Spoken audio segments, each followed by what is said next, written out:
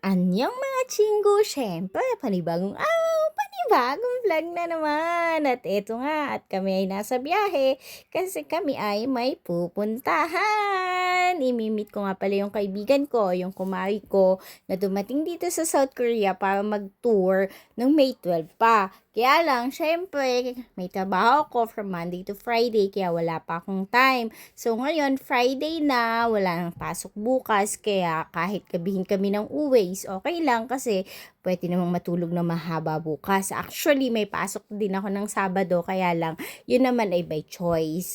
Diba? Sana all my choice. Sana all ikaw ang choice. So, eto nga at nasa daan na kami. Alam nyo ba, dito sa South Korea, pag ganito ang kalsada, traffic na yan. Ganun ang tinatawag nilang traffic, pero compare sa Pinas, hindi pa traffic yan, 'di ba? Pero dito traffic na. Kasi yung 30 minutes na dapat naming biyahe papunta dun is naging 1 hour. Medyo madami ang sasakyan kasi nga Friday yung iba mag-uuwian or yung iba mga gagala din at may mga pupuntahan. So ang aming ruta is papuntang Gimpo. Eto na, welcome to Gimpo. Sa mga hindi nakakaalam, dalawa yung airport dito sa malapit sa Seoul. Isa ang Incheon at sa Incheon International Airport, and then itong Gimpo. Gimpo din is international airport din siya. Kaya lang medyo mas maliit siya kaysa sa Incheon. So eto, kahabaan na ng aming biyahe. Ang oras na nga pala sa mga oras na ito is 7:45 na. So, hindi naman siya nakakabagot kasi nga maganda naman yung tanawin tsaka hindi siya ganun ka alikabok. Tapos, hindi na masyadong mainit ang panahon kasi hapon na, medyo malamig-lamig na. Pero alam nyo ba, ngayong season na to, sobrang init na sa South Korea. Summer na talaga. O, eto, nandito na kami sa Maria Bay Hotel and Resto. O, diba? Ang sosyal! Ang ganda-ganda ng hotel na check-in nila. Sobrang ganda. Grabe, guys. Ang laki. Kaya pag mapupunta kayo dito sa South Korea, pwede nyo din na piliin to para dito kayo mag-check-in or mag-stay. Kaya lang medyo malayo siya sa Kabihasnan kasi yung area niya is malapit talaga sa dagat. So kung mahilig kayo sa mga boating or kung ano-ano pang may kaugnayan sa dagat, eto piliin nyo.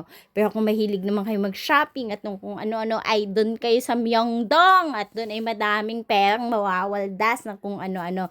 Eto na yung friend ko, diba? Yan ninang ni cutie, diba? Yung pagiging Pinoy niya talaga nandun pa, nagbe-bless. Kasama yung anak niya si Trina. At grabe guys, diba? Ang sweet.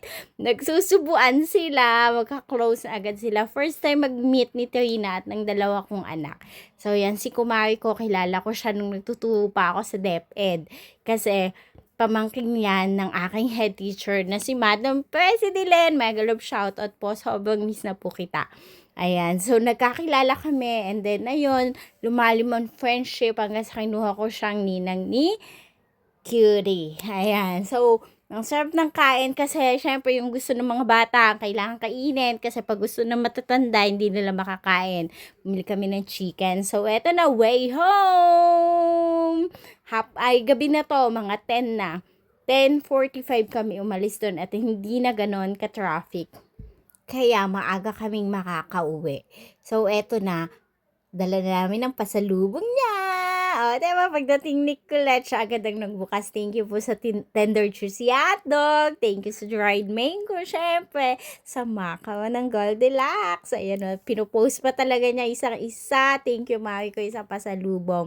Ingat kayo pag uwi ng Pilipinas, tsaka regards sa mga family natin dyan, sa mga friends, at kung sino-sino pa. So, sa mga gustong pumunta dito sa South Korea at gusto nyo akong i-meet, pwede po. Basta kayang pupuntahan po namin kayo. Kagaya dati, madami na tayong na-meet kung sino-sino pa. Kasi alam nyo, masaya din sa puso ko yon na makita kayo. Thank